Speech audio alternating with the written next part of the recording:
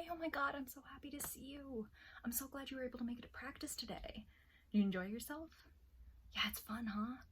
I know you really only got to try on your helm, or someone else's helm. I know you really only got to try on the helm and, you know, do the helm test where we swing the sword at you and hit you in the head a couple of times to see if you're still smiling afterwards, but it seems like you are. Yeah, it's fun, huh?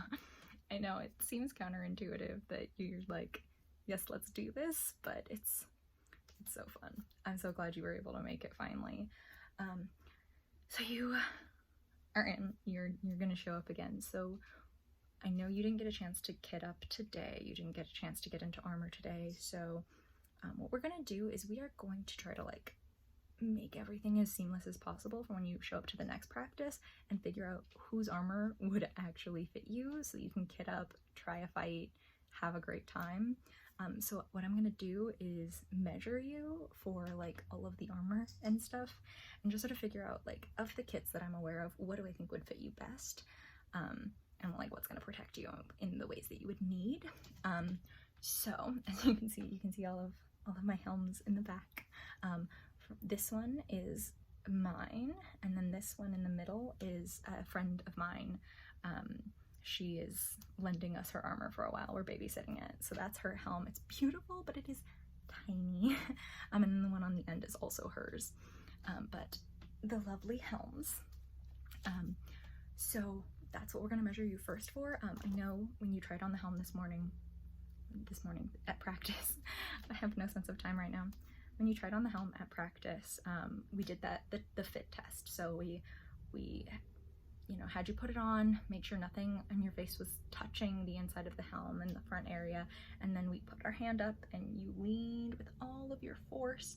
You leaned right up against our hand and none of your face was touching the helm, so everything was fine and it all fit. And I think you were wearing a wolf rib, right? With the bars that sort of look like ribs? Yeah? Okay. Those are really popular in Buhurt right now because you have really great visibility in them.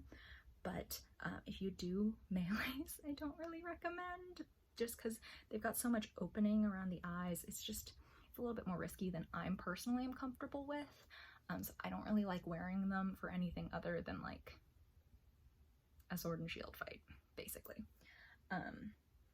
So we are gonna start with measuring you for helm. We already know at least one of them fits you, but we wanna see what else would fit you, because those are, you know, just incredibly important. Your brain is irreplaceable.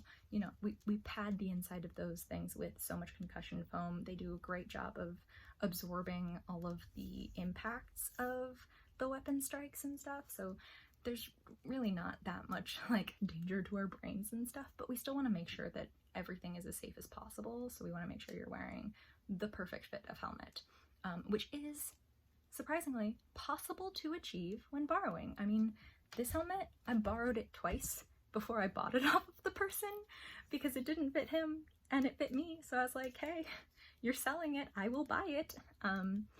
So part of the reason we share armor is because that alone cost me $700. So armor is expensive. We don't want you to have to make that investment right off the bat when you're just getting started. We want to make sure you have the chance to figure out if this is something that you enjoy and enjoy to the depth that you're willing to drop a couple of grand on it, because a full kit will run you a couple $1,000s, unless you happen to be dating an armorer and bladesmith, in which case I've got some legs up there that cost me about half of what they would usually cost someone because she only made me pay for parts for the steel, which is lovely. Which she might be able to do like some sort of discount. I know she's been kind of running that sort of thing while she's getting the hang of armoring. But if you don't have that as an option, it runs a couple grand. This kit with this beautiful dark helm, that one more than 2-3 thousand, just because that's made by this one really like phenomenal armor who makes like this beautiful gothic style armor. But if you know anything about gothic armor, it's really intricate, and so it ends up being really expensive. Past the point. I could talk about Buhurt and armored combat for forever. So let's get you measured because I can just talk while I measure. So we're gonna start with the circumference of your head. So let's go with, all right.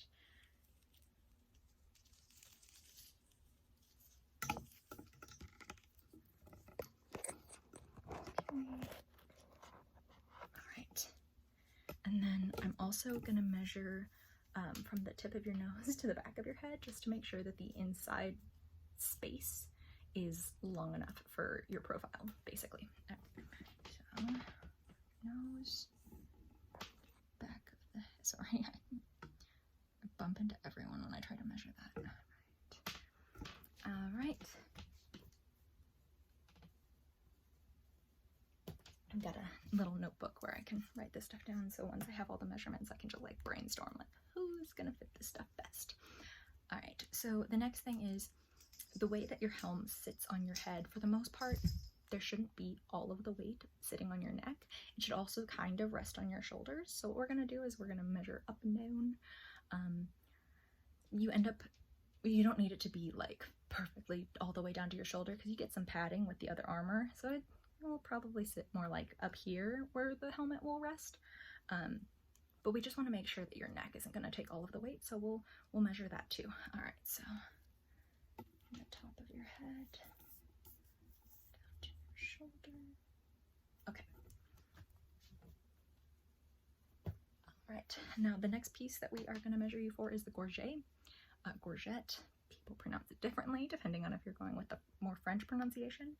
So that's your neck armor, and it's essentially like just a collar that's separate. So it comes generally to like here-ish, and then it spreads out over here, and it just makes sure that your neck is thoroughly covered. So depending on what helm you're wearing, gorget may or may not be like absolutely required. So like the helm all the way on the end over here, that one's mine, and it has some cotton fabric padding and then some mail on top of it, and so that very effectively covers up my neck area. Plus in the back it comes down far enough as well, so I don't really need to wear a gorget with it. You generally should, but I hate them so I got a helm that wouldn't require that I wear one. On the contrary, the other two do require gorgets because the one in the middle, that one has a piece that comes down in the front and kind of protects this area, but the sides are a little bit more open, and you don't want to take a hit there and wouldn't be good. So the gorget helps protect that area from strikes, and then the one in the end has like 0 neck protection, so a gorget is mandatory, absolutely mandatory. I know I'm talking about like, oh, you need these things, oh, dangerous. It's not that dangerous. The armor does its job. Otherwise, like, they wouldn't have kept using it the way that they did. The armor does its job. It's just, you know, you want people to be well aware of the risks and the things that can be dangerous. So, gorget. All right, so we measured you for that armor. Now, there are a couple of undergarments that generally go underneath your armor. They are optional. They're good ideas to have because, you know, they're designed to fit with, they go with the armor. But some people wear more modern equivalents. So you have your gambeson and your chausses. So your gambeson is sort of like a long sleeve undershirt type thing. Traditionally it's made with about 5 to 7 layers of fabric. If it's wool, the sweat will just drip off of you, but if it's like cotton or linen, you get some nice padding and it's also really breathable. If you buy a cheap one, it's generally made of polyester and then you just kind of melt in it. But it's surprisingly not as hot as you would expect, all kitted up in just like 60 to 100 pounds of steel. It's not nearly as hot as you would expect. So your gambeson goes underneath your top half armor. Your chausses are essentially sort of like think chaps. They may or may not be assless. Your chausses are essentially like pant legs that you wear. You can wear other like shorts underneath them, or some chausses function as fully covering pants. It just really depends on what you have. I have the ones that they're open, so you have to wear something else underneath. They're more comfortable than I expected. I expected them to be too tight, but they're kind of cozy.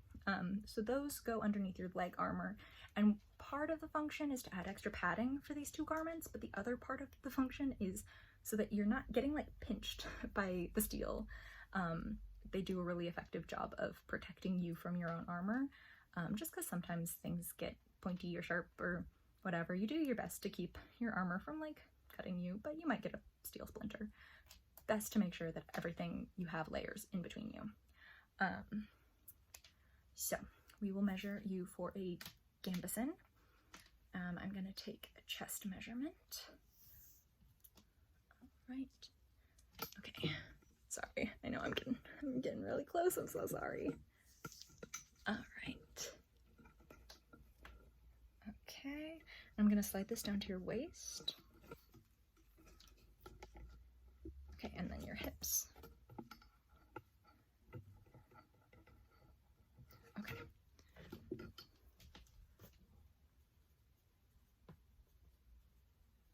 And then I also am gonna need the full length of your arm for this as well. All right.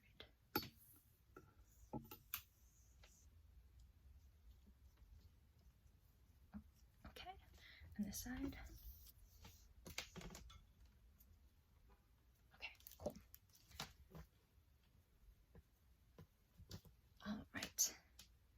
So that's your gambeson, and then the thing that goes on top of your gambeson, that's your chest armor, is in Buhurt typically going to be a brigandine, but you may see a couple of cuirasses. So essentially, a brigandine is going to be like a layer of like leather or wool or something like that on the outside, and then on the inside is going to be a bunch of like steel plates. I'm so sorry, I have something in my eye.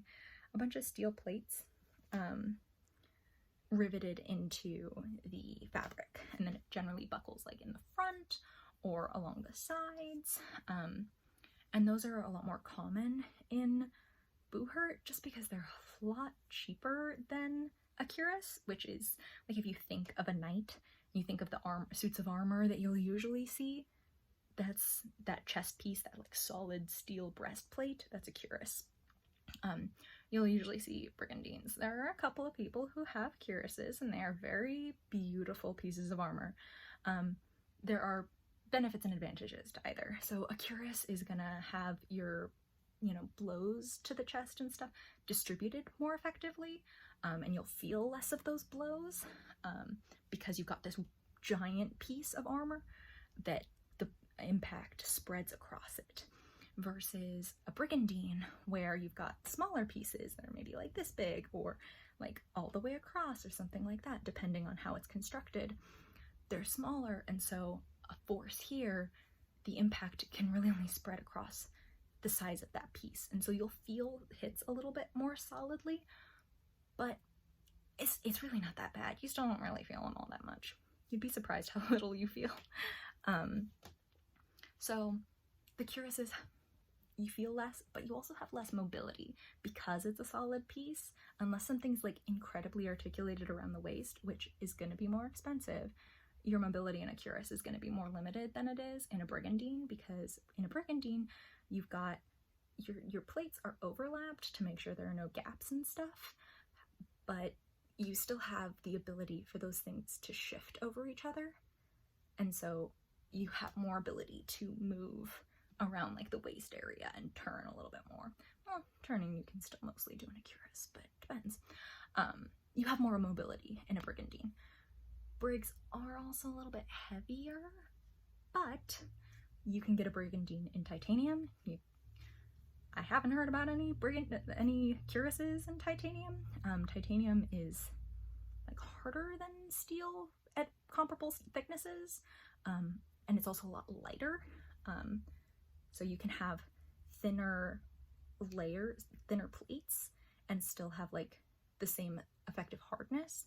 The thing about that is you do tend to feel hits more in titanium.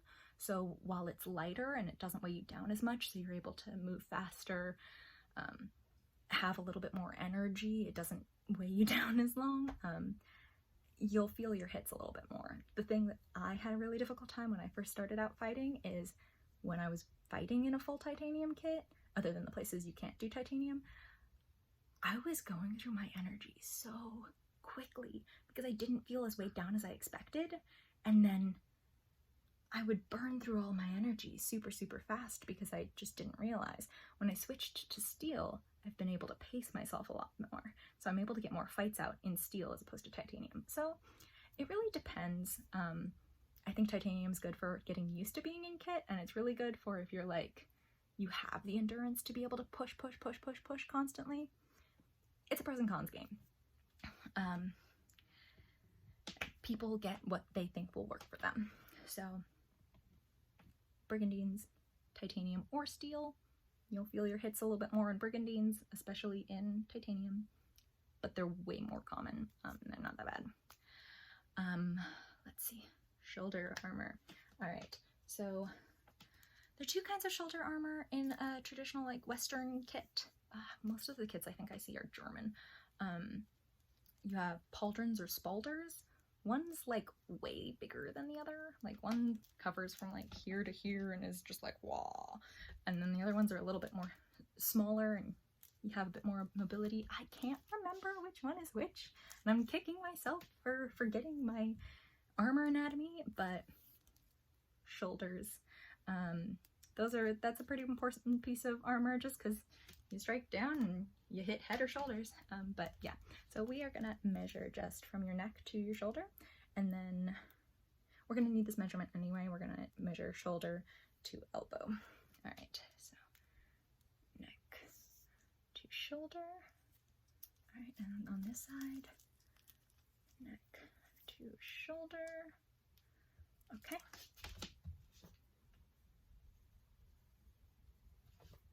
All right, and now we're gonna measure for your rear braces. So that is the armor that goes about here. If you're fighting in melees, you need really good coverage.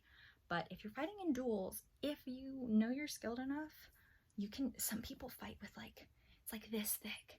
There's like barely any coverage because it's covering the spot where the blade will usually come in contact with your arm, but it's not like covering all of it because you're not likely to get hit there, and so it weighs significantly less, so your arms get tired slower.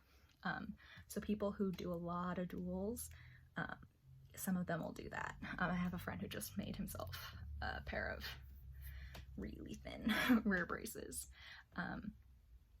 I like having that whole section covered, but and historically underneath all of this armor, like you're not gonna have armor probably like right here-ish. You'll have like a piece kind of, but you'll have a bunch of gaps and stuff.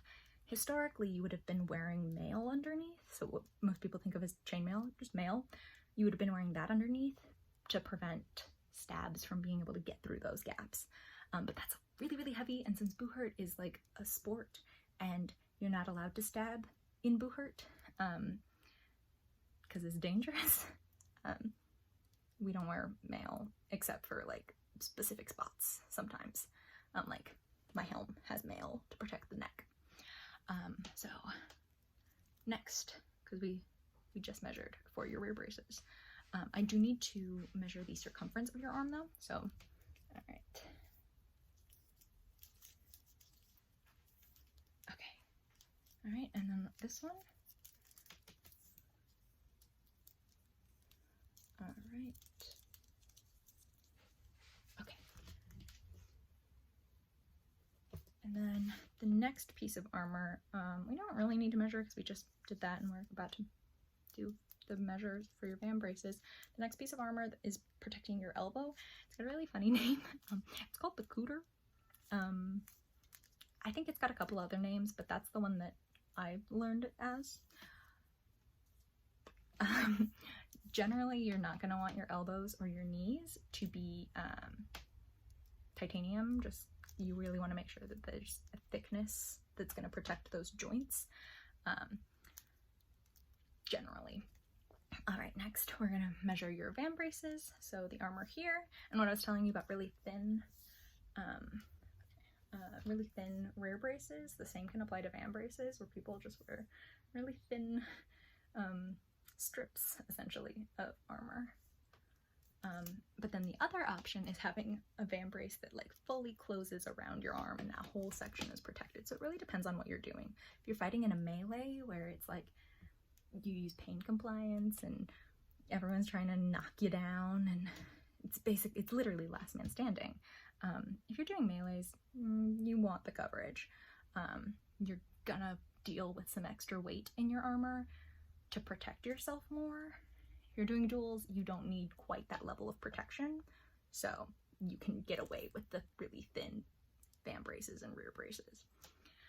Okay, and then we're gonna do circumference of your forearm at the biggest part, and circumference of your wrist. Okay, and then on this side.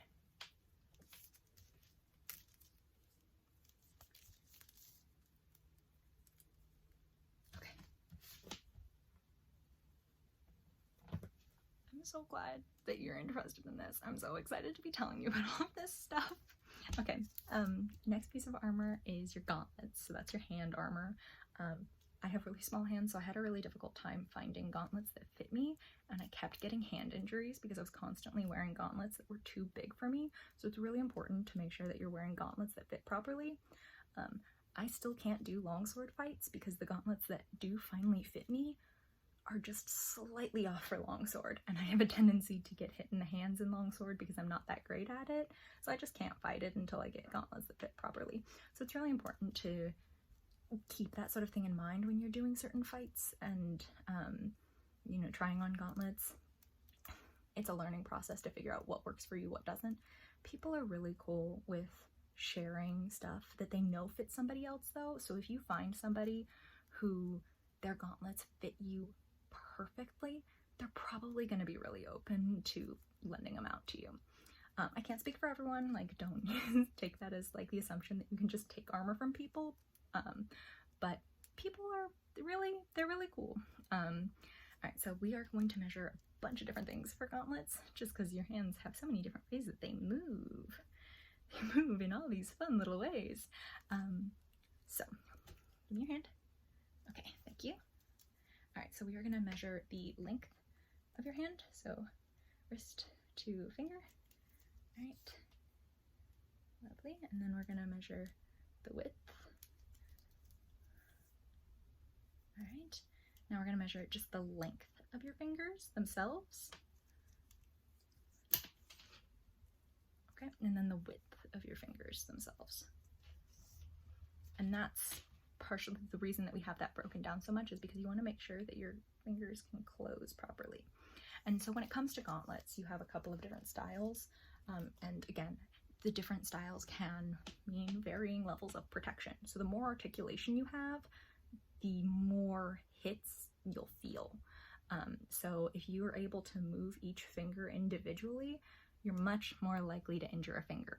So what's much more common is having more of like a glove type or like a mitt type thing, where your hand sort of becomes a single, I'm trying to figure out how to show you this, a single unit that moves together, and you're still able to hold on to things.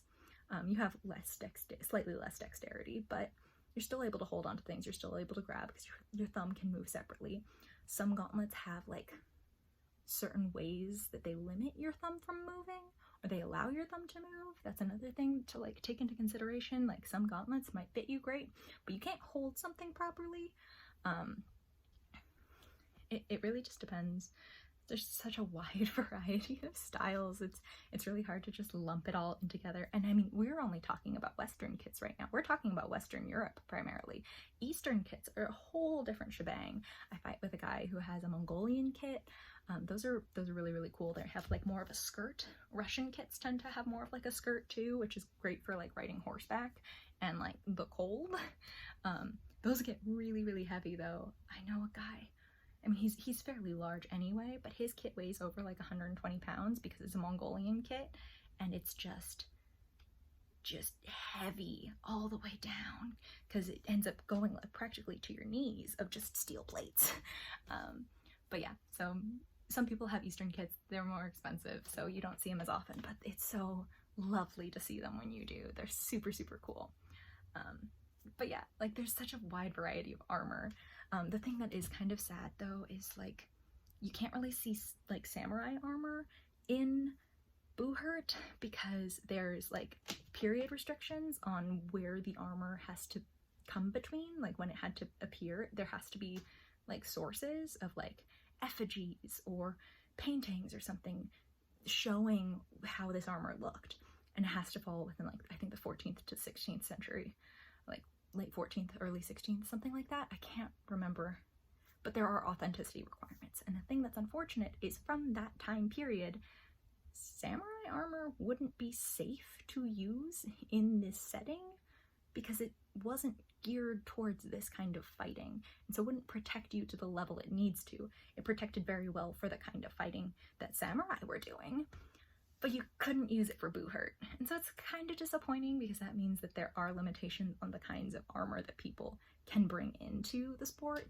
but it's also just really much a matter of safety. That's incredibly important. The rules are designed to keep us safe.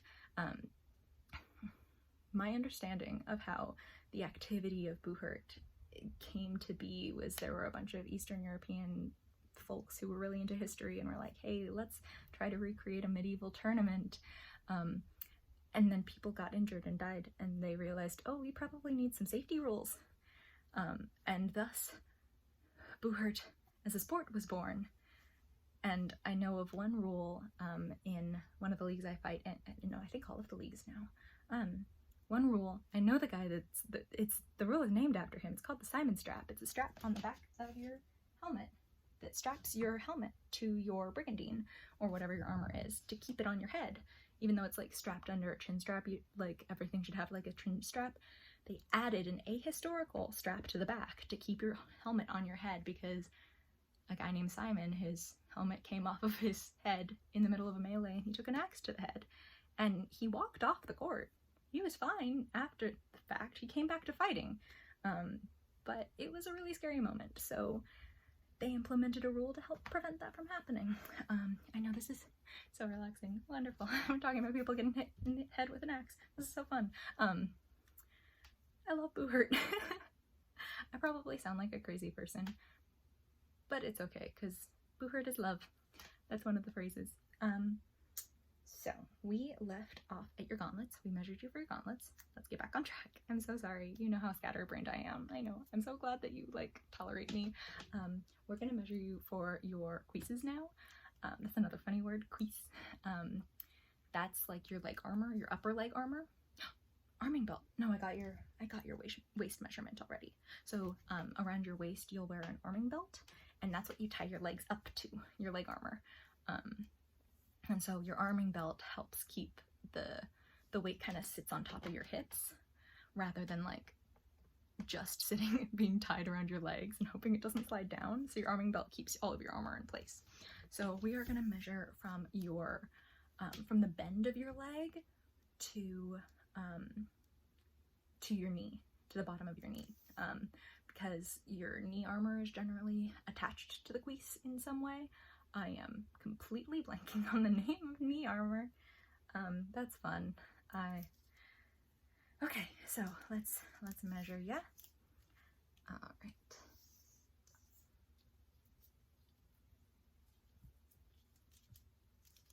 Okay. All right, and then let's do the other side as well. Okay. And then I'm also going to measure from your waist to your knee, just to figure out exactly like how high you probably need to tie your legs up. Part of the reason, what was I saying? Oh, height isn't as much of an issue when it comes to borrowing armor as you might expect. It's really more of a matter of like width and stuff. If someone's taller than you, you just tie your legs up higher, essentially. So we're going to measure you to see about how high you might need to tie your legs up.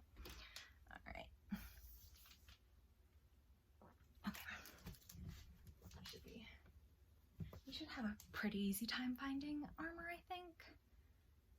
I think you should be fine. Okay. The next piece is going to be your greaves. So that is like your shin armor, shin and calf. Generally, you can have open or closed greaves. Open greaves are going to just have a piece in the front, and closed greaves will have a piece around your calf too. Like I was saying earlier, if you're fighting in melees, closed greaves are a great idea. If you're fighting in duels, there's not much point having closed greaves. You can do open greaves, your armor will be lighter. So people often like have a melee kit and a duels kit because the things that you need out of them vary so drastically.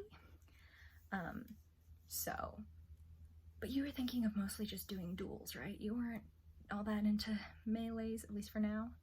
Yeah, that's kind of the approach that I'm taking too. I'm not the strongest person in the world. Can't lift a lot of like the really heavy things. I can barely hold a heater shield up. I'll show that to you once we're done measuring. I wanted to go over like the different duels events and stuff and like figure out what it is that you think you want to do. Okay, but first, greaves. Right. Okay, and then this side, I'm doing the circumference, and then I'm gonna do the length of your, from the bottom of your knee to the, like, kind of where this is your foot, like the right here-ish. I don't know what that part's called. All right. Okay. Alrighty. And then the other parts of your armor that you will wear, I highly recommend, if you don't have like historically accurate boots, I still recommend just wearing boots as opposed to like tennis shoes or something, because otherwise your greaves might sort of sit on that part of your ankle and it kind of hurts. So having boots instead really helps like protect that area of your ankle, and it's much more comfortable. And then if you do get historically accurate shoes, there's foot armor called sabatons, and those go over your shoes. Some tournaments require them, so if you plan on competing, especially down the line, like some kits, they might have them that will fit you, but it's definitely very much like a shoe size type thing. So that may be something that you would need to look into getting if you plan to compete soon, if there's nothing that we can lend you. But let's see. Okay, we measured for the helm, gorget, gambeson, josses, brig, pauldrons or spalders, rear-braces, van-braces, cooter, gauntlets, arming belt, creases, knees, greaves, sabs. Lovely. So that is all of the armor that you need to get measured for. I have explained the difference between melees and duels to you, right? Okay, I'm so sorry. I know I just like told you, hey, armored combat, come to a practice, and you're like, yay, and I love that for you, but I probably should have given you more context. So melees is essentially sort of like a last man standing, last team standing type thing. So it's like 5v5, 12v12, sort of like a simulation of what tournaments looked like back in the day. And so you'll use pain compliance, go for gaps in armor just to get somebody down onto the ground. Nowadays there's a lot of like use of like Muay Thai and grappling to get people down, and whatever team has the last person standing, they take that round. It's a pretty popular event. It's really, really fun to watch. Next time there's an event, you definitely need to show up. It's so much fun. And you don't even have to be fighting. You can be support, like helping people in and out of their armor is so crucial, because so many buckles and straps and stuff. Like, I can get my legs on by myself, but Lord, I need help with my arms because I don't have very good upper, like above the head mobility in the kit that I borrow. But melees are super, super popular. You should definitely watch them. Duels, it's one-on-one dueling with a weapon. So melees is more of like a battle strategy type skill situation, and athleticism, of course, but it's much more like about the battle strategy of here's this battle simulation essentially. Duels is more weapon focused and skill with a weapon focused. You definitely need skill with a weapon for melee and such, but You can also just rely very heavily on grappling if you want to. And then duels is, like I said, one-on-one for points. So you have like a minute or minute and a half rounds, and depending on the league, there's like different things count for different points. But generally, like head counts for 2 points. I think some leagues hands count for 2. So like head, body, arms, legs, each hit counts for points, varying amounts. I'm so sorry, I'm like forgetting all of the rules right now. I don't compete, so it doesn't matter quite as much for me. But the point here, you're competing for points, and whoever has the most points at the end wins the round, essentially. So the ability to have pressure on your opponent and sustain that pressure, but also calculate, oh, they're hitting me in the legs for 1 point, but I'm getting a bunch of 2-point headshots, therefore it's okay for me to get those leg shots on me. I can afford them, that sort of thing. I really enjoy duels. And there are a bunch of different events for duels. So I've got a bunch of weapons over here that I want you to just like hold, see what you think about them, and maybe you can decide on what kind of event you might want to fight on. Alright. So the first one, I know this thing's huge. Polearm. This is a polearm. Sometimes you'll have like a pole axe where instead of the spearhead, it's like an axe head. This is polearm. This event is the first thing that I ever tried fighting was polearm, because I did color guard in high school, and so I was like, oh, very tall stick, perfect. So polearm is, personally I think it's kind of scary, but if you're interested, you can try. All right, here, try holding it. I know, it's pretty heavy, huh? Yeah. Yeah, no, it's a hefty weapon. This is the thing that I'm always like, if I ever have a home intruder, this is what I'm grabbing. Alright, gotcha. Alright, so we can think about the polearm. Maybe not, maybe. We'll see. Okay, no problem. Alright, let's see if I can put this back down without it falling. I'm struggling with that. Alright, let's see. There we are. Okay. Now the next thing is going to be the longsword. Now this is my favorite category to watch fights of. This is your longsword. So in comparison with my height, I'm about 5'5". It comes up to about chest height on me. So historically, longsword, there would have been a lot more like thrusting kinds of fighting, but so if you can see, we keep the edges dull. They have a minimum thickness, just they have to be blunted weapons. So you end up with a lot more like head strikes. That sort of striking. It's much more striking than stabbing. But this is a really fun category to watch. I definitely recommend trying out longsword at least. This is generally the weapon that most people get started on. They're really fun. I can't fight it, but it's lovely. So you're interested in, okay, cool. That's someone you need to fight. She's great at fighting beginners because it's really fun to get your butt kicked by her. Highly recommend. All right. I don't have a greatsword, but that is a category you can fight. Like, imagine this, but larger and heavier and more scary, but more exciting. I love greatswords. My goal is to one day be able to fight with a greatsword, which is hilarious because I can barely fight with a longsword. I don't care. I want to fight with a greatsword. All right, let's put this back. This bad boy. All right. Now this is more of my kind of weapon. This is an arming sword, so it's significantly smaller, and this is wielded one-handed. Oh yeah, what I was trying to say with longsword is you can wield it one-handed, but in the sport you'll usually end up wielding it two-handed. I believe you have to have both hands on your weapon for strikes to count in longsword duels, but that might be a specific league thing. This is your arming sword. It's significantly shorter, comes to about my belly button, and comes to about my hips. Lighter, shorter. You're not gonna fight with this as your only weapon. You will fight with something else in your hands. So, yeah, I should let you hold this. All right. Yeah, now it's definitely lighter, a little more easier to wield, that sort of thing. This is the kind of weapon that I use. I'm trying not to hit you. All right.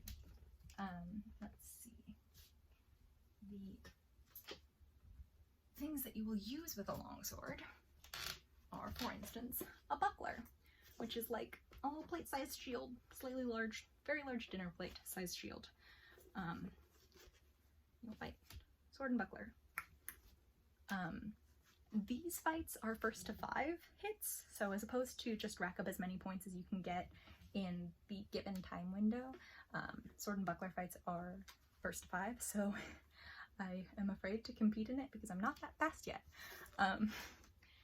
So the rounds are over really quickly, which makes me really sad, but it's super, super fun, and especially if you don't have as much upper body strength, it's personally, I think it's the easiest for low upper body strength. Not that the activity is easy, it's just the most approachable for lower strength in the arms. I really enjoy sword and buckler. I think it's really, really fun. The other thing that you will fight with an arming sword is sword and shield. This is my friend's shield. So this is a heater shield because it looks like an iron. So this, they all have the straps in the back. And so this one oh, sorry, that's so loud. This one you hold like this, and then you kind of angle it back. I do not have the upper arm strength to be able to angle it back and still protect myself. So sword and shield's not for me. But yeah, no, you can definitely try sword and shield out. It's fun. I also really enjoy watching sword and shield fights, because they're just, like, it just feels cool. Like that's what like a knight feels like. Yeah, right? Yeah. And then, you know, there's other shapes of shields. You have like more of an oval type situation called a punch shield because it's really great for punching. I'm so sorry. I know that was really close to your face. I'm so sorry. But it's essentially, it sort of circles around your arm like that. And then if you punch, you've got the shield about here-ish, and you can punch them with the shield. And it's fun. It's fun. It's an effective shield. It's not as good in like a sword and shield fight because you don't have the ability to cover quite as much. So it's generally used in like a melee situation more. But yeah, I think that's the grand overview. You're excited? I'm so glad you're so excited. Yeah, no, I was so glad you were able to come today, and I'm glad I was able to, like, you know, get you measured and, you know, explain all of the different events to you. Yeah, no, we should definitely fight next practice. Yes, for sure. All right. Wonderful. I'm so glad you were able to come today. Okay. I will see you next practice. Fight me. Yeah.